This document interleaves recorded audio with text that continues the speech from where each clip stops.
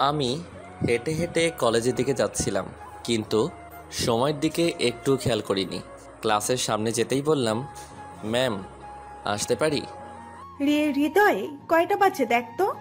আমি ঘড়ির দিকে তাকাতেই চোখ সরিয়ে নিলাম, কেননা আজও আমি 20 মিনিট দেরি করে এসেছি। প্রতিদিনের মতো আজকেও বাংলা ক্লাস চলছে। সব ছাত্রছাত্রীর সামনে ক্লাসে কান ধরে দাঁড়িয়ে আছি আমি। 15 মিনিট ধরে কানে হাত দিয়ে আছি, আর ক্লাসের ম্যাডাম হাত নামাতেই বলছেন না।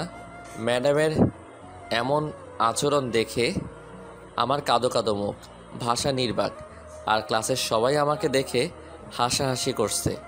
এমন সময় ক্লাসের ভিতর নীলা প্রবেশ করে কোনো রকম কথা না বলে আমার গালে ঠাস করে একটা থাপ্পড় বসিয়ে দিল।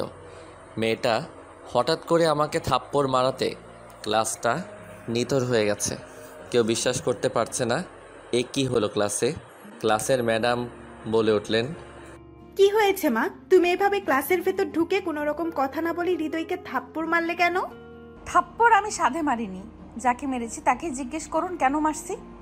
হৃদয়, তুমি এমন কি করছো যার কারণে এই মেয়েটা এমন ভাবে তোমাকে থাপ্পড় মারলো, তাও আবার একটা ক্লাসরুমে, ক্লাস চলাকালীন অবস্থায়?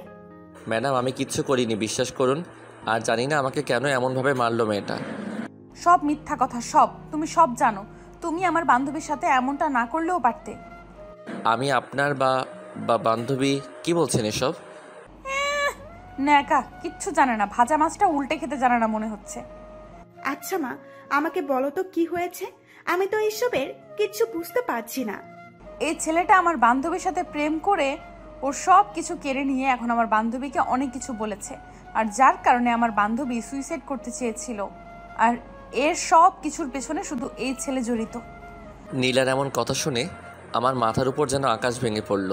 কি বলছে এই মেয়ে? আর কেই বা তার বান্ধবী? আর তার বান্ধবীর সাথে আমি বা কী করলাম? এসব কথা ভাবতে লাগলাম। আপনি এসব কি বলছেন? আমি আপনার বান্ধবীর সাথে কি করেছি কিছুই তো বুঝতে পারছি না।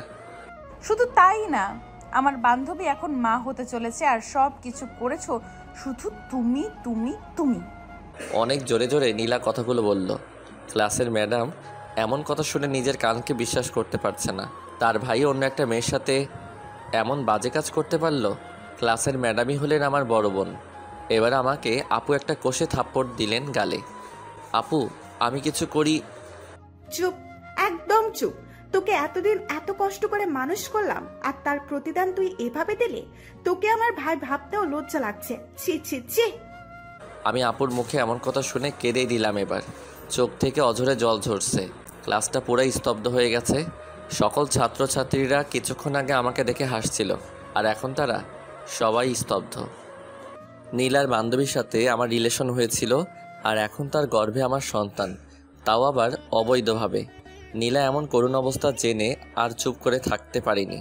তার বান্ধবী এসব কথা আমাকে বলাতে আমি মেনে নেইনি, আর তার কারণে নীলার বান্ধবী আত্মহত্যা করতে চেয়েছিল। তারপর ঘটলো এক অন্যরকম ঘটনা। কিছু ছেলে এসে আমার শার্টের কলার চেপে ধরে ক্লাসের ভিতর থেকে বের করলো আর সোজা মাঠের মধ্যে নিয়ে গেল। এসব ঘটনা আপু নিজের চোখে দেখে কান্না শুরু করে দিল, কারণ মা বাবা মারা যাবার পর আমাকে অনেক আদর দিয়ে বড় করেছেন। আমি তার একমাত্র সম্বল, তাছাড়া আর কেউ নেই। অনেক কষ্ট করে আমাকে এত বড় করেছে। এদিকে আমার চারদিক অন্ধকার হতে লাগলো, কারণ এসব ঘটনার কিছুই বুঝতে পারছি না। কিছুক্ষণ পর একটা গাড়িতে করে কিছু লোক আসলো, হাতে লাঠি নিয়ে। মনে হচ্ছে আমাকে মারবে। নীলা বলে উঠল, ভাইয়া, এই ছেলেটা আমার বান্ধবীর সাথে অমন আচরণ করেছে। তুই নিশ্চিন্তে থাক নীলা, তোর বান্ধবীকে যে ক্ষতি করেছে তাকে এত সহজে ছাড়ছি না। ভাইয়া, তুমি এই ছেলেকে এমন শাস্তি দাও যেন আর কখনো কোনো মেয়ের সাথে এমন করতে না পারে। এতক্ষণে মাঠের মাঝে কলেজের অনেক স্টুডেন্ট এসে গেছে। অনেকে বলেছে, কি ব্যাপার, বাংলা ম্যাডামের ভাইকে এভাবে ওরা এনে কি করবে? কিছুক্ষণ পর নীলার বাবাও চলে আসলো কলেজ মাঠে। আর নীলার বাবা হলেন এমপি, তাই তার হাতে অনেক ক্ষমতা, আর সেই ক্ষমতার প্রয়োগ নীলা এমন করছে। আপু এসব নিজ চোখে দেখতে না পেরে কাঁদতে কাঁদতে চলে গেল। নীলার বাবা বলল, মা নীলা, কোন ছেলেটা তোর বান্ধবীর সাথে এমন আচরণ করেছে? আমাকে দেখিয়ে বলল, বাবা, এই ছেলেটা করেছে এমন আচরণ। তাহলে তুমি সেই ছেলে যার কারণে আমার মেয়েও কান্না করেছে? তুমি জানো, আমার মেয়ে নিজের জন্য না, তার বান্ধবীর জন্য কান্না করেছে। আর এ সব কিছু তোমার জন্য হয়েছে। কথাটা বলেই সকল স্টুডেন্টসের সামনে আবার একটা থাপ্পড় মারলো আমাকে। স্যার বিশ্বাস করুন, আমি এসবের কিচ্ছু জানি না। বাবা ও মিথ্যা কথা বলছে, ও সব জানে। এসব ঘটনা কলেজের প্রিন্সিপাল জেনে গেলেন। প্রিন্সিপালেরও বিশ্বাস হচ্ছে না এসব কথা। বাহ বাহ বাহ, বেশ তো কান্না করতে পারো দেখছি। আমার বান্ধবীর সাথে নষ্টামি করে এখন কান্না করা হচ্ছে। নষ্টামি করার আগে ভাবেননি? আমি নীলার কথা শুনে চুপ করে আছি, কোনো কথা বলছি না। কি হলো, কথা বলুন, চুপ করে আছেন কেন? আর কি বা বলবো তাকে, কারণ কথা বলার কোনো ভাষাই খুঁজে পাচ্ছি না। আমাকে পুরো কলেজের ছাত্রছাত্রীরা নানানভাবে ধিক্কার দিতে থাকলো। সবার এমন আচরণে আমার মনে হচ্ছে এর থেকে মৃত্যুই ভালো। সব ছেলেগুলো আমাকে মারতে এগিয়ে আসলো, লাঠি দিয়ে আঘাত করবে। এমন সময় নীলার বান্ধবী নীরা, যার জন্য এত কিছু, সে চিৎকার করে বলল, নীলা, ওই ছেলেটা নয়, ওকে মেরো না। নীলার এমন কথা শুনে নীলা তার কানকে বিশ্বাস করতে পারছে না। এসব ভাবতেই নীলার গা শিহরে উঠছে। নীরা এসে বলল, নীলা, এসবের মানে কি? এই ছেলেটাকে? নীরা, তোর সাথে যে ছেলেটা চিট করেছিল সে এই ছেলেটা না? নীলা, তুই রং জায়গায় এসে পড়েছিস। এই ছেলেকে তো আমি চিনিই না। আর আমার সাথে যে ছেলে চিটিং করেছে সে তো এই ছেলে না। নীলার মুখে এমন কথা শুনে নীলা স্তব্ধ। কি বলবে ভাষা হারিয়ে ফেলেছে। নীলার চোখেও জল জমে গেছে। নীলা আমার কাছে গিয়ে বলল, সরি। 7 দিন পর প্রতিদিনের মতো আজকেও আমি ক্লাসে দাঁড়িয়ে আছি। এটা প্রতিদিনের রুটিন। দাঁড়িয়ে দাঁড়িয়ে ভাবছি মেয়েটাকে কি ব্লক করাটা আমার ঠিক হয়েছে। সেদিনের পর আমার কাছেও আসেনি, আর কোনো প্রকার যোগাযোগই করেনি। এসব ভাবতে লাগলাম আনমনে। এমন সময় কে যেন বলে উঠল, আসতে পারি ম্যাডাম? মেইলি কণ্ঠ, আর কণ্ঠটাও কেমন চেনা চেনা লাগছে। তারপর দরজার সামনে চোখ মেলে আমি 1000 ভোল্টেজের ইলেকট্রিক শক খেলাম। আর মনে মনে বলছি, আরে এ তো সেই মেয়েটা যে আমার কাছে ক্ষমা চেয়েছিল, আর পরে আমি ক্ষমা চেয়েছি। এমন সময় ম্যাডাম বলে উঠলেন, জি আসো। নীলা ক্লাসের ভিতরে প্রবেশ করলো আর বেঞ্চে গিয়ে বসলো। ক্লাসের সকলে ড্যাব ড্যাব করে তাকিয়ে আছে নীলার দিকে, শুধুমাত্র আমি তাকাচ্ছি না তার দিকে। সত্যি বলতে নীলা অনেক সুন্দর দেখতে, যে কোনো ছেলে পাগল হয়ে যাবে। ক্লাসের বাকি মেয়েরাও মনে হয় তার উপর ক্রাশ খেয়েছে, না হলে এভাবে তাকিয়ে থাকে। ক্লাসের ম্যাডাম বিষয়টা বুঝতে পেরে বললেন, ব্ল্যাকবোর্ডের দিকে তাকাও। ম্যাডামের কথা শুনে সবাই তাকালো ব্ল্যাকবোর্ডের দিকে। নীলার মাথায় একটা জিনিস আসছে না, আর তা হলো ক্লাসের সবাই বসে ক্লাস করছে আর আমি দাঁড়িয়ে। আর মনে মনে বলল, সেদিন ক্লাসে এসেও দেখছি দাঁড়িয়ে থাকতে, আর আজকেও দেখতেছি দাঁড়িয়ে থাকতে, ব্যাপারটা কি? পায়ে আবার কোনো সমস্যা নেই তো ছেলেটার? আরে না না, পায়ে সমস্যা হলে তো হাঁটতেই পারবে না, আর ও তো হাঁটতেও পারে, তাহলে কাহিনীটা কি? নীলা আমার দিকে বারবার আর চোখে তাকাচ্ছে, আর আমি সেটা লক্ষ্য করে অনেক লজ্জা বোধ করছি, কারণ দাঁড়িয়ে আছি দেখে। এদিকে ম্যাডাম ভাবছেন, কি ব্যাপার, হৃদয় তো প্রতিদিনে 30 মিনিট যাবার পর আমাকে বসার জন্য বলে, আর আজ 40 মিনিট হয়ে গেল তবুও বসছে না। তারপর ম্যাডাম আমাকে বসতে বলল, আর আমিও ভদ্র ছেলের মতো বসে পড়লাম। বলতে গেলে একরকম নিস্তব্ধতায় ক্লাস শেষ হলো, আর আমি তো একেবারেই পিন ড্রপ সাইলেন্ট হয়েছিলাম। ক্লাসরুম থেকে বের হয়ে আমি ম্যাডামের পিছু পিছু গেলাম, আর নীলা আমাকে ফলো করলো। আমি পিছন থেকে ডাক দিল, ম্যাডাম, অর্থাৎ আপুকে। আপু পিছন ফিরে বলল, কি হয়েছে? কিছু টাকা হবে? কেন, টাকা কি করবি? না না, মানে লাগতো। কারো প্রেমে পড়লি না তো আবার, যে এমন ভাবে এখানে টাকা চাচ্ছিস? প্রেমে পড়েছি তো। তা শুনি মেয়েটা কে? কে আবার? আমি যাকে ডাক দিলাম সেই তো। হয়েছে, আর আমার প্রেমে পড়তে হবে না, পারলে কোনো সুন্দরীর প্রেমে পড়। তোমার মতো সুন্দরী একটাও নেই, তাই তো তোমার প্রেমে পড়েছি। আপু আমার কথা শুনে বলল, পাগল ছেলে একটা। আপু ব্যাগের ভিতর দেখলো একটাই মাত্র 500 টাকার নোট আছে, আর সেটা আমার দিকে এগিয়ে দিয়ে বলল, এই নে ধর। আমার এত লাগবে না, 50 টাকা হলেই হবে। আচ্ছা এটা রাখ, তোর হাত খরচ চালিয়ে নিস। আপু তুমি আমাকে 50 টাকা দাও। বলছিলাম যে আমার কাছে খুচরা নেই, তুই পুরোটাই রাখ তোর কাছে। আমি আপুর কথা শুনে আপুর হাত থেকে ব্যাগটা কেড়ে নিয়ে দেখলাম ব্যাগে আর কোনো টাকা নেই, এই নোটটাই ছিল শুধু, আর সেটাই এগিয়ে দিয়েছে। আপু তোমার কাছে তো টাকা নেই, আর তবুও তুমি শেষ টাকাটা আমায় দিয়ে দিতে চাইলা। আরে পাগল, তুই তো আমার সব কিছু, তোকে দিব না তো কাকে দিব বল? না আপু, আমি এই টাকা নিতে পারবো না। এই টাকা নিলে তুমি বাসায় যাওয়ার টাকা পাবে না, তার থেকে বরং আমি হেঁটে হেঁটে চলে যাচ্ছি। আরে শোন না আমার কথা। না আপু, আমি কিছু শুনতে চাই না। আমি আপুকে কথাটা বলে আপুর ব্যাগের টাকাটা রেখে চলে আসলাম। আপু পিছন থেকে ডাকছে, কিন্তু আপুর কথা না শুনে হেঁটে চলে আসলাম। এদিকে আমাদের সব কাণ্ড দেখে ফেললো নীলা, আর মনে মনে বলছে, আমি না জেনে খুব বড় ভুল করছি। হৃদয় যে ম্যাডামের ভাই আগে জানতাম না, আর এখন ম্যাডাম কি আমায় ক্ষমা করবে? নানান রকম প্রশ্ন নীলার মাথায়। নীলা দেখলো আমি চলে যাচ্ছি হেঁটে হেঁটে, তাই দৌড়ে আমার সামনে এসে দাঁড়ালো। এই শোনো, দেখুন, আপনি করে বললে খুশি হব। কি বলবেন তাড়াতাড়ি বলুন, আমার অনেকটা পথ যেতে হবে। বলছিলাম কি চলো না, তোমাকে আমি নামিয়ে দেই আমার গাড়িতে করে। সরি। কেন? লাগবে না আমাকে ড্রপ করতে, আমি ছোট খোকা না যে আমাকে ড্রপ করে দিতে হবে। সরুন সামনে থেকে আমার। কথাটা বলে আমি নীলার পাশ দিয়ে জোরে জোরে হাঁটা শুরু করে দিলাম। আমি রাস্তা দিয়ে হাঁটছি, এমন সময় পিপ পিপ পিপ পিপ পিছন থেকে গাড়ির হর্নের শব্দ শুনতে পাচ্ছি, আর রাস্তার পাশ দিয়ে গেলাম। আবার কিছুক্ষণ পর একইভাবে হর্ন বাজলো। এবার আমি ভাবলাম কি ব্যাপার, আমি তো সাইড দিলাম, তবুও এমনভাবে হর্ন বাজায় কেন? আমি পিছন ফিরে তাকিয়ে দেখলাম আর চমকে উঠলাম, কারণ সে আর কেউ নয়, নীলাই। পিছন থেকে বারবার হর্ন বাজিয়ে আমাকে বিরক্ত করছে। আমি রাগে কটমট করে নীলাকে দেখলাম, কিন্তু কিছু বললাম না। এবার আমি হাঁটার বদলে জোরে দিলাম দৌড়ানি নীলার ভয়ে। কিন্তু কথায় আছে না, যেখানে বাঘের ভয় সেখানেই সন্ধ্যা হয়। নীলাও গাড়ি চালানোর স্পিড বাড়িয়ে দিল, আর আমার পিছু পিছু ছুটলো এবং নন স্টপ হর্ন বাজিয়ে যাচ্ছে। আর তার হর্নের শব্দে রাস্তার পাশের লোকও কানে আঙুল দিয়ে রইল। আমি খুব জোরে দৌড়াচ্ছি, আর নীলা আমার পিছু পিছু আসছে। এবার আমি একটু থামলাম, আর জোরে জোরে হাঁপাতে লাগলাম বুকে হাত দিয়ে। আর হাঁপাবই না কেন, কারণ যে জোরে দৌড়ানি দিছে। আমি থামার পর নীলাও গাড়ি স্টপ করলো। আমি খুব রেগে গেলাম নীলার উপর, আর নীলার কাছে গিয়ে বললাম, এই যে ম্যাডাম, কি সমস্যা আপনার? তখন থেকে পিপ পিপ পিপ দিয়েই যাচ্ছেন, তাও আবার নন স্টপ ভাবে। আমার গাড়ি আমি পি পি পি আমি বাজাইতেই পারি, তাতে তোমার কি? আচ্ছা, আপনি কি চাচ্ছেন বলুন তো? লিফট? আমি কাউকে কিছু দিতে পারবো না, সরি। আরে আমি নিব না, আমি আপনাকে লিফট দেব, আর না হলে পিপি বাজাতেই থাকবো কিন্তু। আমি কারো কাছ থেকে লিফট নিতে পারবো না। তারপর আশেপাশের কিছু লোক ডাকলাম আর ঘটনা খুলে বললাম। লোকগুলো যখনই নীলাকে দেখলো আর সবাই পালিয়ে গেল, আমি আর কিছুই বুঝতে পারলাম না। আবার হাঁটা শুরু করলাম, আর নীলা ঠিক একইভাবে তার কাজ চালিয়ে যাচ্ছে।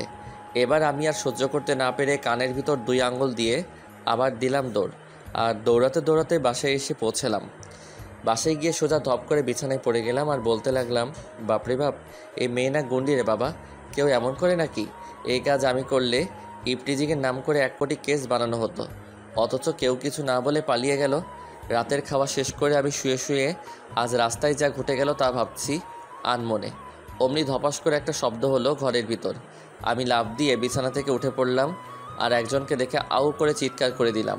আমার চিৎকার শুনে আপু দৌড়ে ঘরের দরজার কাছে এলো, আর একটি চিৎকার দিবে এমন সময় নীলা এসে আমার মুখ চেপে ধরলো।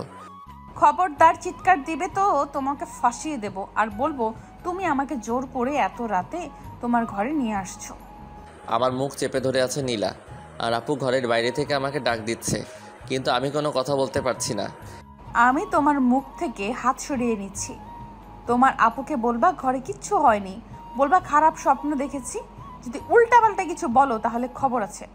নীলার এমন কথা শুনে কি করব বুঝতে পারলাম না। তারপর বললাম, আপু কিছু হয়নি আমার, আমি ঠিক আছি। খারাপ স্বপ্ন দেখেছিলাম তো, তাই এমন চিৎকার দিছি। আমি কথাগুলো ঘরের ভিতর থেকে বললাম। ভাই, তুই একটু দরজাটা খোল প্লিজ। আমি একটিবার তোকে দেখেই চলে যাব। আমার কেমন জানি লাগছে হৃদয়, প্লিজ খোল না বাবা দরজাটা একটু। নীলা মনে মনে ভাবলো, যদি হৃদয়ের বোন ঘরে এসে পড়ে তাহলে তো সর্বনাশ হয়ে যাবে, আর আমি ধরা পড়ে যাব। না, যে করেই হোক সামলাতে হবে। ওই খবরদার যদি দরজা খুলছো তাহলে মজা কাকে বলে বুঝিয়ে দেব। প্লিজ আপনি আমার ঘর থেকে চলে যান, আমি ঘরের দরজা খুলে আপুর কাছে যাব। এই তুমি কি ছোট খোকা নাকি যে আপুর কাছে থাকতে হবে? যা বলছি করবি নাকি আমি কিছু করব? এইদিকে আমি ঘরের বাইরে থেকে ভাবছি, কি হলো এখনো ঘরের দরজা খুলছে না কেন? কি হয়েছে ঘরে? হৃদয়, ওই হৃদয় ভাই, দরজাটা তো খোল। আমার ভালো লাগছে না, তোকে একটু দেখবো আর চলে যাব। কার সাথে ফিস ফিস করে কথা বলছিস? আমি মনে মনে বলছি, এবার বুঝি ধরা খাই। না আপু, কই কারোর সাথে কথা বলছি না তো। আমি একাই আছি ঘরের মধ্যে, আর কেউ নাই। কেউ নাই? তাহলে তোর দরজা খুলতে কি সমস্যা? দরজা খুলবি নাকি দরজা ভেঙে ফেলবো? আমি ভাবছি, এই রে এবার আমি শেষ। আপু তো রেগে গেছে, এখন কি করি? এই মেয়ে, তোমার জন্য আজ আমার এই অবস্থা। কেন আসতে গেলে আমার ঘরে এত রাতে? বারে আসবো না কেন? আমাকে এতদিন ধরে ঘোরাচ্ছ কেন? আমি কি করলাম আপনার সাথে? প্লিজ আপনি চলে যান, নয়তো কোথাও লুকিয়ে থাকুন। আপু যে পরিমাণ রেগে গেছে তাতে দরজা খুলতেই হবে। আমি কোথাও লুকাতে পারবো না, দরকার হলে তুমি লুকাবে। প্লিজ আপনি আমার সাথে এমন করবেন না। আপনাকে হাত জোর করে বলছি, আপনি চলে যান। না, আমি যাব না এখান থেকে। অনেকটা জেদ নিয়ে বলল নীলা। আপু আবার বলে উঠলেন, হৃদয়, কি হলো? দরজাটা খুলছিস না কেন? আপনি প্লিজ কোথাও লুকান, না হলে আমি শেষ হয়ে যাব আজ। আমি অনেক অনুরোধ করে বলছি নীলাকে। এবার নীলা আমার কথা মতো খাটের নিচে লুকিয়ে পড়ল, আর আমি গিয়ে ঘরের দরজা খুলে দিলাম।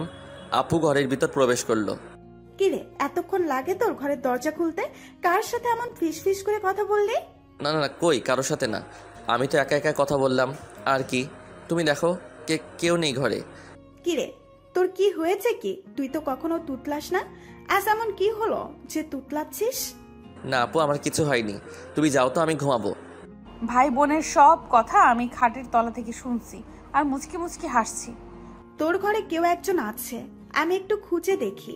আপু কেউ নেই আমার ঘরে, বিশ্বাস করো। আমি খুঁজলে তোর কোনো সমস্যা? না মানে আমার আবার কি সমস্যা? আচ্ছা, খাটের নিচে দেখি তো কাউকে পাই কিনা। বোনের মুখে এমন কথা শুনে আমার হার্ট অ্যাটাক করার মতো অবস্থা। আর এদিকে নীলাও মনে মনে বলছে, আজ আমিও গেলাম। আমি ভাবছি এখন যদি আপু নীলাকে দেখে ফেলে তাহলে তো আমাকে, শালা নীলাটাও আর আসার সময় পেল না, রাতের মধ্যে আসতে হলো। না না আপু, খাটের নিচে কেউ নেই তো। কেউ নেই? তাহলে আমি দেখলে কি সমস্যা তোর? না না, সমস্যা নেই তো। বলছিলাম কি, তুমি যাও, আমি ঘুমাবো। কোনো ঘুমাঘুমি নেই, আজ ভাই বোন সারা রাত গল্প করব। কি? হ্যাঁ গল্প। আচ্ছা সর, আগে খুঁজে দেখি কে আসছিল তোর ঘরে।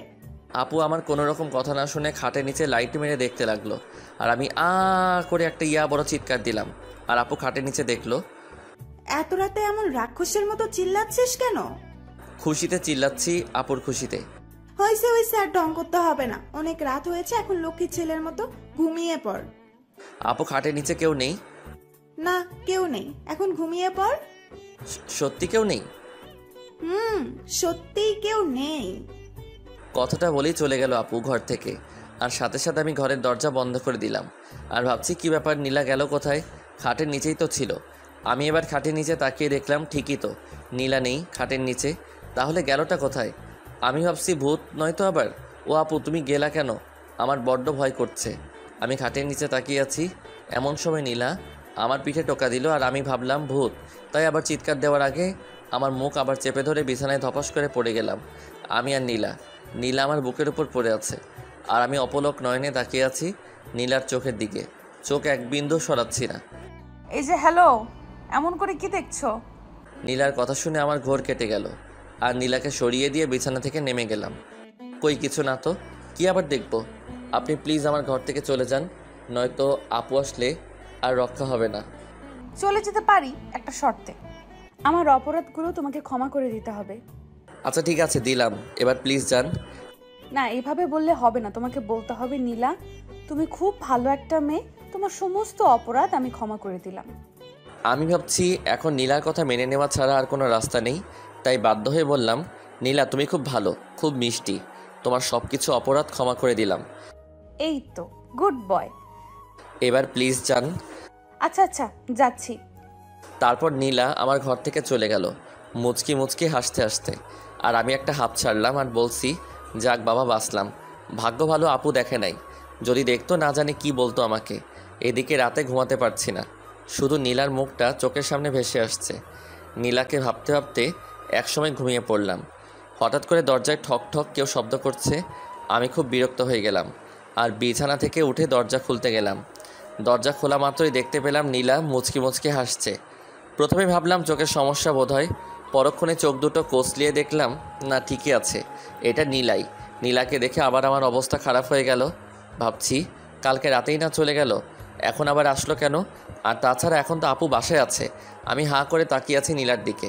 এইভাবে তাকিয়ে আছি দেখে নীলা আমাকে আস্তে করে একটা ধাক্কা দিয়ে ঘরের ভিতর প্রবেশ করলো, আর আমার জামা প্যান্টগুলো বের করলো। এই আপনার কি মাথা খারাপ হয়ে গেছে নাকি? আপনি আবার আমার ঘরে এসে আমার জামা প্যান্টগুলো বের করছেন কোন সাহসে? রেখে কোনো লাভ নেই, আপনি এখন আমার সাথে ঘুরতে যাবেন, তাই আপনার জামা গোছাচ্ছি। আপনি এসব কি বলছেন? ঘুরতে যাব মানে? কোথায় ঘুরতে যাব? আমি কোথাও যাব না বলে দিলাম। আপনাকে কে বাসায় ঢুকতে দিয়েছে? আরে আস্তে আস্তে, এত জোরে জোরে প্রশ্ন করলে উত্তর দেব কিভাবে? প্রথমত আমি এসব ঠিকই বলছি, আর দ্বিতীয়ত আমার সাথে ঘুরতে যাবেন, তৃতীয়ত আমার যেখানে ইচ্ছে হবে নিয়ে যাব, আর চতুর্থত হলো আপনার বোনই আমাকে বাসাতে ঢুকতে দিয়েছে। কি? আপু ঢুকতে দিয়েছে? নীলা একটা মুচকি হাসি দিয়ে বলল। হ্যাঁ। নীলার মুখে এসব কথা শুনে আমি আপুর সাথে কথা বলার জন্য তার কাছে গেলাম। আপু রান্নাঘরে সকালের নাস্তা বানাচ্ছে। আপু আপু কিরে, কি হয়েছে? সকাল সকাল এভাবে চিল্লাচ্ছিস কেন? আপু, তুমি নাকি নীলাকে বাসায় ঢুকতে দিয়েছো? হ্যাঁ আমি দিয়েছি, কিন্তু কি হয়েছে? কিছু করেছে নীলা? আগে বলো কি করে নাই। আমার ঘরে ঢুকে আমার জামা কাপড়গুলো গুছিয়ে একটা ব্যাগে ঢুকাচ্ছে আর বলছে ওনার সাথে নাকি ঘুরতে যেতে হবে। হ্যাঁ তো যাবি ঘুরতে, আর তুই তো তেমন ঘুরতেও চাস না। আপু, তুমিও এমন কথা বলছো? ধ্যাত। আমি আপুর কাছ থেকে অনেকটা বিরক্ত নিয়ে চলে গেল, আর ঘরে গিয়ে দেখলাম জামা কাপড় ব্যাগের ভিতর ঢুকানো শেষ। নীলা আমাকে দেখে বলল, এখন 5 মিনিটের মধ্যে রেডি হয়ে নাও, আর না হলে তোমার বোনকে কি বলবো তা আমার খুব ভালো করেই জানা আছে। আমার না গেলে হয় না? আচ্ছা থাক, যেতে হবে না, তোমার বোনের কাছে যাচ্ছি। এই না না না, আপুর কাছে যেতে হবে না, আমি রাজি। তাহলে এখনো এখানে কেন? কি করব? যাও রেডি হয়ে আসো। তারপর আমি আর কোনো কিছু না বলে রেডি হয়ে আসলাম। একসাথে নাস্তা করে বেরিয়ে পড়লাম আমরা। নীলা তার বাবার দামি গাড়ি নিয়ে এসেছে। নীলা নিজেই গাড়ি ড্রাইভ করছে, আর আমি তার পাশের সিটে বসে আছি। আমি চুপচাপ বসে আছি, আর নীলাও চুপচাপ গাড়ি চালিয়ে যাচ্ছে। আচ্ছা তুমি কি বোবা? কেন বলুন তো? এই যে আমি গাড়ি চালাচ্ছি আর তুমি চুপ করে আছো। আমার কিছু বলার ছিল। ও না, আর বলবো না। আমরা প্রায় একরকম নিস্তব্ধতায় কাটিয়ে দিলাম পুরো পথ, আর একটা বিশাল বড় বাড়িতে এসে থামালো গাড়ি। বাড়িটা অনেক সুন্দর আর সাজানো। সাধারণত বিয়ে হলে এমন করে সাজানো হয়, আলোকসজ্জায় সজ্জিত পুরো বাড়ি। এটা তো বাড়ি, এখানে আনলেন কেন? এই বাড়িতে আমরা বিয়ে করব তাই। কি? আমি পারবো না বিয়ে করতে, প্লিজ আমাকে ছেড়ে দিন। ওই চুপ, আর একটা কথা বললে মুখে টেপ লাগিয়ে দেব। আমি যা বলবো ঠিক তাই করবে, না হলে বুঝবা। আমি আর কোনো কথা না বলে নীলার পিছু পিছু গেলাম, আর বাড়ির ভিতর ঢুকতেই আমি দেখতে পেলাম একটা মেয়ে বেরিয়ে আসলো। আর সেই মেয়ে প্রিয়াকে দেখে আমার মাথা চক্কর দিয়ে উঠল। আর ভাবছি এখন প্রিয়ার সাথে আমার বিয়ে দিবে না তো আবার। প্রিয়া দৌড়ে এসে নীলাকে জড়িয়ে ধরল। আহ, কি যে খুশি দুই বান্ধবী তা বলার মতো না। আর সেটা আমি দেখে রাগে ফুলছি। প্রিয়া আমাকে দেখিয়ে বলল, আচ্ছা নীলা, এটা সেই ক্যাবলাটা না যাকে তুই... বলাও শেষ, আবার হাসিও শুরু প্রিয়ার। এবার আমার কাঁদো কাঁদো মুখ, আর ভাবছি কি আমি ক্যাবলা? আমাকে ক্যাবলা বলে এতগুলো লোকের সাথে অপমান করলো।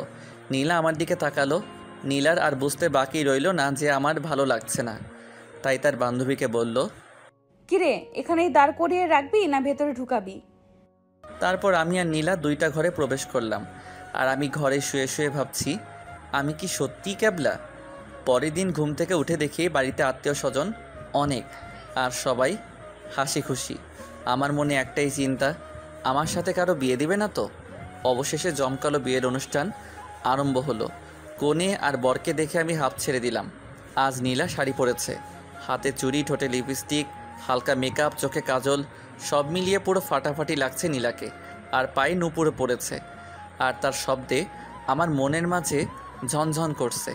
আমি নীলাকে বারবার আর চোখে দেখছি। বিয়েবাড়িতে যখনই নীলা আমার দিকে তাকায় তখনই আমি কিছুটা ভ্যাবাচেকা খেয়ে চোখ সরিয়ে নিই, আর তা দেখে নীলা মুচকি মুচকি হাসে। আমি এমনিতে কোনো মেয়ের দিকে তাকাই না, কিন্তু আজ যে কী হয়েছে বারবার শুধু নীলার দিকে তাকাচ্ছি। নীলা ওখান থেকে সরে গেল, আর আমি এদিক ওদিক খুঁজতে লাগলাম। মনে মনে বলছি, কি ব্যাপার, নীলা গেলটা কোথায়? এখানেই তো ছিল, এখন পুরো বিয়েবাড়ি খুঁজেও পাচ্ছি না। হঠাৎ আমি বুঝতে পারলাম কেউ পিছন থেকে আমার শার্টের কলার চেপে ধরে টেনে নিয়ে যাচ্ছে, আর একটি ঘরের ভিতর আমাকে নিয়ে গিয়ে ওয়ালের সাথে চেপে ধরলো। আমি দেখলাম এ আর কেউ নয়, নীলা। আহ, কি চোখ! আমি নীলার চোখের দিকে তাকিয়ে ভাবছি, এত সুন্দর চোখ কারো হতে পারে? আমার উপর চোখ গরম করে তাকিয়ে আছি নীলা। কি ব্যাপার তোমার? এবার আমি কিছুটা ভ্যাবাচাকা খেলাম আর বললাম, কি কিছু না তো। আমাকে এভাবে ধরে আছেন কেন? আমাকে ছেড়ে দিন। আমার দিকে ওভাবে তাকিয়েছিলে কেন শুনি? তুমি এত সুন্দর যে না তাকিয়ে থাকতে পারিনি। পুরাই একটা ডানা কাটা পড়ি। ও হ্যালো, কিছু বললেন? না, কই কিছু না তো। আমি কেন আপনার দিকে তাকাবো? আমি শিওর তুমি আমার দিকেই তাকাচ্ছিলে বারবার। আমার বয়ে গেছে তোমার দিকে তাকাতে, থুক্কু আপনার দিকে তাকাতে। কথাটা বলেই আমি জিহ্বায় কামড় দিলাম। আচ্ছা শোনো, জি বলুন। আমাকে দেখতে অনেক সুন্দর লাগছে তাই না? হ্যাঁ হ্যাঁ, অনেক সুন্দর লাগছে, পুরো পেতনির মতো সুন্দর। আমার মুখে এমন কথা শুনে নীলা অনেক রেগে গেল, আর তারপর আমাকে চেপে ধরে নীলার ঠোঁট আমার ঠোঁটের সাথে মিলিয়ে নিল। 1 মিনিট পর নীলা আমাকে ছেড়ে দিয়ে দৌড়ে চলে গেল। আমি কিছুই বুঝতে পারলাম না। আমি একটু ঘর থেকে বের হলাম, আর বিয়েবাড়ির সব লোক আমার দিকে তাকিয়ে হাসছে। আমি এর কিছু বুঝতে পারলাম না। একটা মেয়ে বলে উঠল, দেখ দেখ, ছেলেটার মুখে লিপস্টিক লেগে আছে। সবাই একসাথে আমাকে দেখে হেসে উঠল। লজ্জায় আমার মাথা কাটা যাবার অবস্থা। একটা হাত মুখের মধ্যে রাখলাম আর উপলব্ধি করলাম মুখে কিছু একটা হয়েছে। আমি দৌড়ে আমার ঘরে গিয়ে ফুপিয়ে ফুপিয়ে কাঁদতে লাগলাম। নীলা দেখলাম আমি ঘরের ভিতর গিয়ে ছোট বাচ্চাদের মতো কান্না শুরু করে দিলাম, আর চোখের পানি হাতের উল্টো দিক দিয়ে মুছলাম। নীলা গিয়ে বলল, সরি, আমার ভুল হয়ে গেছে, প্লিজ মাফ করে দাও। নীলার কথা শুনে আমি আরও জোরে জোরে কান্না করতে লাগলাম। এমন বাচ্চাদের মতো কাঁদতে নেই, লোকে খারাপ বলবে তো। বলুক খারাপ, তুমি কেন আমাকে ইয়ে দিছো? আমি একটু তোমার দিকে তাকিয়েছি বলে এমন করে ইয়ে দিবা তুমি? আমি আর তোমার দিকে তাকাবো না। আচ্ছা আমি সরি, আর এমন করব না, প্রমিস। নীলা আমার কাছে গিয়ে তার হাত দিয়ে আলতো করে আমার চোখের পানি মুছে দিল। আমি চুপ করে আছি, কিছু বলছি না দেখে নীলার মনটাও একটু খারাপ হয়ে গেল। খুব লেগেছে তাই না? হুম। তুমি কেন আমাকে পেতনি বলছো তখন? পেতনিকে পেতনি না বলবো তো কি পরি বলবো নাকি? আপনি আমার কাছ থেকে জানতে চাইছেন কেন? নীলা চলে গেল আমার কাছ থেকে, আর তার কিছুক্ষণ পর নীলার বান্ধবী প্রিয়ার আগমন। প্রিয়া এসে বলল, সরি। আবার আপনি সরি বলছেন কেন? আমার জন্য আপনাকে অনেক অপমানিত হতে হয়েছে, তাই আসলে সেদিন আমার বান্ধবী নীলা আমার কথাগুলো শুনে নিজেকে কন্ট্রোল করতে পারেনি, তাই ভুল ঠিকানায় চলে গিয়েছিল, আর তার শিকার হয়েছেন আপনি। আমি এসব কিছু মনে করিনি। আচ্ছা, আপনার বিয়ে তো তাই না? হ্যাঁ, আমারই বিয়ে। আর কার সাথে জানেন? কার? যাকে আমি ভালোবাসি তার সাথে, যাকে মনে করে আপনাকে ধরা হয়েছিল। আচ্ছা, সে তো আপনাকে মেনে নেয়নি, তাহলে এখন বিয়ে করছে কিভাবে? আমার বান্ধবী নীলা ওকে ধরে পুলিশে দেয়। প্রথমে অনেক মারপিট করে, শেষেও আমাকে বিয়ে করার জন্য রাজি হয়। আর এই সব কিছু নীলার জন্য সম্ভব হয়েছে। আমি নীলার মতো একটা বান্ধবী পেয়ে ধন্য। নীলা খুব পচা, আমাকে ইয়ে দিছে নীলা। কি ইয়ে দিছে? কই দেখি দেখি। আমি না দেখে হাত দিয়ে থাকলাম। মেঘা চলে গেল আরও কিছু কথা বলে। এখন আমার কাছে সব কিছু পরিষ্কার হলো, কারণ মেঘারই বিয়ে, অনেক ধুমধামে বিয়ে হলো। সবাই অনেক খুশি এই বিয়েতে। বিয়ের অনুষ্ঠান শেষে আমিও নীলা বাসায় চলে এলাম। আমার সাথে নীলার সবসময় ঝগড়া লেগেই থাকে। বেশ ভালো বন্ধুত্ব হয়েছে আমাদের মাঝে। ক্লাসে একই বেঞ্চে বসি আমিও নীলা। মাঝে মাঝে যখন আমি ক্লাসে দাঁড়িয়ে থাকি তখন নীলা আমার শরীরে চিমটি কাটে, আর তখন আউ করে চিৎকার করে উঠি। একদিন বাসায় এসে দেখি আমার গিটার নেই। আপু, ও আপু, কই তুমি? কি হয়েছে? আমার গিটার তো এখানেই ছিল, পাচ্ছি না কেন? তোর গিটার কোথায় ছিল তা তুই ভালো জানিস, আর আমি তোর গিটার নিয়ে কি করব বল? আপু, সত্যি তুমি জানো না গিটার কোথায়? আরে না, সত্যি আমি জানি না গিটার কোথায়। বোনের কথা শুনে আমার মনটা খুব খারাপ হয়ে গেল গিটারের জন্য, কারণ মাঝে মাঝে এই গিটারই মন ভালো করে দেয়। আমি ভাবছি এই কাজ একমাত্র নীলার দ্বারাই সম্ভব, আর এই কাজ নীলাই করেছে। তাই আর এক মুহূর্ত দেরি না করে নীলার বাসায় চলে গেলাম। এখন নীলার বাসার সবার সাথে ভালো একটা রিলেশন গড়ে উঠেছে। আমি নীলার ঘরে ঢুকে দেখি নীলা মাথার চুল আঁচড়াচ্ছে, আর তা দেখে আমি পিছন থেকে চুলের মুঠিটা ধরে ফেললাম। নীলা চিৎকার করছে, কিন্তু আমি ছাড়ছি না। হৃদয় আমার লাগছে, চুল ছাড়ো। আগে বলো আমার গিটার কোথায়? তোমার গিটার কোথায় আমি কিভাবে জানবো? আমার চুল ছাড়ো বলছি, লাগছে আমার। তুমি গিটার না দিলে আমি কখনোই চুল ছাড়বো না। নীলার চুল টেনে ধরার কারণে অনেক লাগছে নীলার। আমি কিছুতেই ছাড়ছি না চুল। নীলা একটা ধাক্কা মেরে আমাকে ফেলে দিল, আর আমি বিছানায় পড়ে গেলাম। নীলা বলল, ফাজলামির একটা সীমা আছে। তোমার গিটার আমি নেই নাই, আর একবার যদি গিটারের কথা বলো তাহলে মোটেও ভালো হবে না, কিন্তু বলে দিলাম। মহারানী রাগ উঠল দেখছি, চোর কোথাকার। চুপ, একদম চুপ, বেয়াদ্দপ ছেলে। আমি রাখবো কি রাখবো না সেটা আমার ব্যাপার, এখানে তোর কথা বলার কি আছে? নীলা, এসব কি বলছো? হ্যাঁ, আমি ঠিকই বলছি। আর একটা কথা, আমার সামনে তুমি আর কখনো আসবে না। তোমার পেঁচা মার্কা মুখ আমি আর দেখতে চাই না।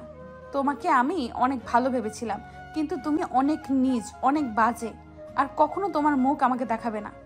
নীলা আমাকে এভাবে আরও অনেক কথা শোনালো, আর এসব শুনে আমি প্রায় কেঁদেই দিচ্ছিলাম। আমি ভাবছি নীলা কি বলে এসব, আমি তো কখনো খারাপ কিছু করিনি, কোনো খারাপ ব্যবহারও করিনি, তাহলে আমাকে এসব বলছে কেন? আমি নীলাকে বললাম, নীলা অনেক হলো, আর মজা নিও না তো, চলো আজ ঘুরতে যাব। Just shut up. তোর মতো একটা ছেলের সাথে ঘুরতে যাব আমি? ইম্পসিবল। তুই অন্য কোনো মেয়ের সাথে ঘুরতে যা। নীলার কথা শুনে আমি পুরোই স্তব্ধ, কারণ এমন ব্যবহার এর আগে কখনো করেনি নীলা। আমি চুপ করে দাঁড়িয়ে আছি। কি হলো, এখনো এইখানে আছো কেন? বেরিয়ে যাবে ঘর থেকে, না ভাইয়াকে ডাকবো? এবার আর সহ্য করতে না পেরে আমি চলে গেলাম নীলার বাসা থেকে, আর নানান রকম ভাবতে থাকলাম, কারণ আজ যেটা হলো সেটা কখনো আশা করিনি। আর এদিকে নীলা বিছানায় শুয়ে কান্না করতে লাগলো, কারণ নীলা যে আমাকে ভালোবেসে ফেলেছে আর আজকের ব্যবহার করেছে, এই কারণে তা হলো আমি একটা গিটার কিনে আর বাজানো শিখে একদিন কলেজ ক্যাম্পাসে একটা মেয়েকে নিজের হাতে গিটার বাজানো শিখিয়েছি। আর সেই দৃশ্য নীলা খুব ভালো করে লক্ষ্য করে, আর পরে গিটারটা নিয়ে ভেঙে ফেলে। তারপর কি হলো তা তো জানেন সবাই। বাসায় এসে আমিও কান্না করলাম, আর ভাবছি এতদিন যার সাথে এত ভালো বন্ধুত্ব গড়ে উঠেছিল, আর সে কিনা আজ এভাবে সব কিছু শেষ করে দিল। 1 মাস পর আমারও নীলার মধ্যে কোনো যোগাযোগ নেই, ফেসবুকেও আমাকে ব্লক করেছে নীলা এই একটু সামান্য ভুলের জন্য। এদিকে নীলা প্রতিদিনই অপেক্ষা করে, এই বুঝি আমি আসবো, আমাকে ভালোবাসার কথা বলবে। আমিও নীলাকে খুব মিস করে নীলার সাথে কাটানো সময়গুলো। যখন মন খারাপ থাকতো তখন নীলা আমার গিটারটা বাজিয়ে গান শোনাতো, আর সেই গান এখন কেউ শোনায় না। আমি ইচ্ছে করেই নীলার সাথে কোনো প্রকার যোগাযোগ করিনি, কারণ নীলা বাধা করেছে, তাই আর আমি নীলাকে ভালোবাসি, তাই তার কথা ফেলবো কিভাবে। আর কিছুদিন পর ঘরের মধ্যে আমার চোখ বেয়ে টপ টপ করে অশ্রুকণা ঝরে পড়ছে। আমার এমন অবস্থা দেখে বোন এসে বলে, ভাই কি হয়েছে তোর, এভাবে কাঁদছিস কেন? আপু আরে কি হয়েছে বলবি তো নাকি? আপু নীলাকে আমি ভালোবাসি, ওকে ছাড়া থাকতে পারবো না আপু। আমার মুখে আজ এই প্রথম আপু শুনলো আমি কোনো মেয়েকে ভালোবাসি, আর সেই মেয়েটা নীলা। একটু মুচকি হাসি দিয়ে বলল, আরে পাগল ছেলে, ভালোবাসিস তো ভালো কথা, কিন্তু আমাকে এই কথা না বলে সেই মেয়েটাকে বললেই তো হয়। আপু ও আমাকে ওর কাছে যেতে বারণ করেছে, আর আরে কি বল? আর নীলার বিয়ে আজকেই। ওই চুপ, কাঁদবি না একদম, ছোট বাচ্চাদের মতো কাঁদে। আপু আমি তোমার কাছে নীলাকে চাচ্ছি, ওকে এনে দাও আপু। ওকে আজ 2 মাস থেকে দেখিনি, আর ফোনে ওর কিছু ছবি ছিল, ও সেগুলো ডিলিট করেছে। উফ, কান্নাটা থামাবি তুই? কেমন ছেলে তুই, ভালোবাসার কথা বলতে পারিস না, আর আমাকে বলা হচ্ছে আপুকে এনে দাও না। হ্যাঁ, মামার বাড়ির আবদার। নীলার বিয়ে যার সাথে হচ্ছে সেই ছেলেটাকে কোথায় থাকে আর কি করে? জানি না, আমি কিছু জানি না। আপু ভাবছে যে করে হোক বিয়ে আটকাতে হবে, তাই আর দেরি না করে সোজা নীলার বাসায় গেল আপু। গিয়ে দেখলো নীলা লাল বেনারসি পরে বসে আছে, অনেক লোকজন এসেছে বিয়েতে। নীলা আপুকে দেখে একটু অবাক হলো। আপু আর দেরি না করে বিয়ে বাড়িতে থাকা সকল লোকের সামনে নীলাকে বলল, নীলা, তুমি জানো আমার ভাইটা আজ অব্দি কিচ্ছু চায়নি, কিন্তু আজ চেয়েছে। আর সেটা কি জানো? সেটা হলো তুমি। আমার ভাইটা তোমাকে অনেক ভালোবাসে, তাই তোমার কথা পালন করেছে, তোমার সাথে দেখাও করেনি, প্রতি রাত কেঁদেছে তোমার জন্য। নীলা নিজে কানে এসব শুনে বিশ্বাস করতে পারছে না। নীলার চোখ থেকে পানি পড়ছে, কিছু বলার ভাষা নেই। তারপর লক্ষ্য করলো আমি চলে এসেছি। নীলার সামনে দাঁড়িয়ে আছি, কেউ কিছু কথা বলছে না। যার সাথে নীলার বিয়ে হওয়ার কথা ছিল সেও অবাক কথা শুনে। নীলা দৌড়ে গিয়ে আমার বুকে ঝাঁপিয়ে পড়লো আর কাঁদতে লাগলো। আমাকে ভালোবাসো, আগে বলনি কেন? ভেবেছিলাম তুমি আমাকে ভালোবাসো, তাই তুমিই বলবে। গাধা, মেয়েরা ভালোবাসার কথা বলে না, ছেলেদেরই বলতে হয়। তারপর কিছু বাংলা সিনেমার মতো আমার আর নীলার বিয়ে হলো। সবাই অনেক খুশি, আর সব থেকে বেশি খুশি নীলা, কারণ সে তার ভালোবাসার মানুষটিকে পেয়েছে। বাসরাতে বসে আছে নীলা। আমি যাওয়া মাত্রই, খবরদার আমার কাছে আসবে না। কেন? তুমি আমাকে অনেক কষ্ট দিছো তাই, আর আমার কাছে আসতে গেলে 1000 বার কান ধরে উদ্বাস করতে হবে। এই নীলা, আমি পারবো না, প্লিজ ক্ষমা করে দাও। কোনো ক্ষমা নেই, কথা বাড়ালে 2000 বার করতে হবে। কিন্তু না না, কোনো কিন্তু হবে না, যা বলছি তাই করতে হবে। কিছু উপায় খুঁজে না পেয়ে কান ধরে উঠবস করতে লাগলাম, আর নীলা গুনতেছে 100 পার হওয়ার পর মাথা ঘুরে ধপ করে পড়ে গেলাম আমি নীলার কোলে, আর নীলা আমাকে বিছানায় শুয়ে দেয়। নীলা ভাবতে পারিনি আমি এভাবে পড়ে যাব। অনেক ডাকাডাকি করছি, কিন্তু হৃদয় চোখ খুলছে না। সে উঠছে না দেখে আমি শেষ অবধি কেঁদেই দিলাম আর বললাম, এই উঠছো না কেন? প্লিজ ওঠো, আর কখনো বলবো না কান ধরতে। সে নিশ্চুপ। এবার আমি দৌড়ে গ্লাসে করে পানি এনে তার মুখে ছিটিয়ে দিলাম, কিন্তু তারপরও জ্ঞান ফিরল না। আমি এসব দেখে কি করব বুঝতে পারছি না। বেশ কিছুদিন পর হৃদয় চোখ খুলল, আর আমি তা দেখে অনেক খুশি, কিন্তু চোখে পানি ছলছল করছে। নীলা, তুমি কাঁদছো কেন? প্লিজ আমাকে মাফ করে দিও বাবু, আমি আর এমন করব না কখনো। আরে তোমার আবার কি করলে? আমি তোমাকে আজকের মতো একটা রাতে অমন কান ধরাইছি তাই, আর তুমি কান ধরে উদ্বোস করার সময় জ্ঞান হারিয়েছিলে।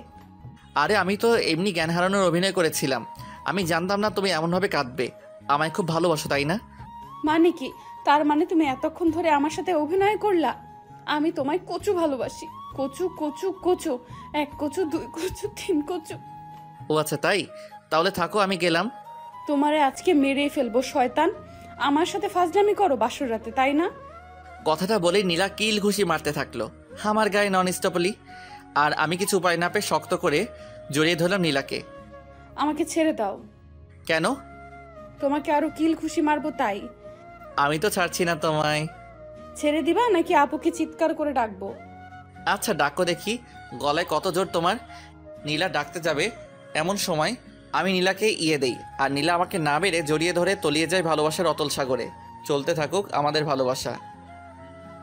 ধন্যবাদ সবাইকে আমাদের পাশে থাকার জন্য।